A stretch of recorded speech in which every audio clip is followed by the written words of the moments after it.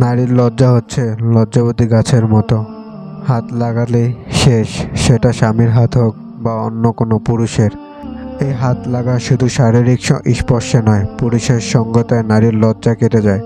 যে মেয়ে যত বেশি পুরুষের স্পর্শ পাবে তার লজ্জা ততই কমবে। যেমন চিত্রনায়িকা বিকিনি পরতেও দ্বিধা করে না, পুরুষের মাঝে থেকে চক্ষু লজ্জা উঠে গেছে। কঞ্জারাতে বেটি ফ্যামিলি মেয়েকে ওড়না ছাড়া দাঁড়াতে বললেও সে লজ্জায় মরে যাবে। ইদানিং ফেসবুক ও এই লজ্জার নির্বারণের ভূমিকা পালন করছে।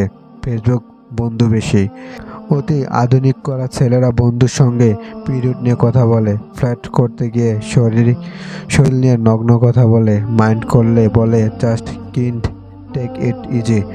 আবার ফেসবুকে প্রেমিক বেশি, কেউ প্রেমে পড়ছে তো প্রেমিকের রোমান্সের ছলেও অশ্লীল কথা বলে, স্বামীর মতো। এরপর ব্রেকআপ হয়। আবার কারো প্রেমে পড়লে আবারও চুমোচাটি, আরও কত কী করে, আবার ব্রেকআপ। লজ্জার সময় মাথা খেয়ে মেয়েটা এক সময় নির্লজ্জ হয়ে যায়। প্রেম নারী লজ্জাশীলতাকে গ্রাস করে, পুরুষের সব বিলীন হয়ে যায়। নারীর কাছে পুরুষের উপস্থিত ইয়াবার মতো।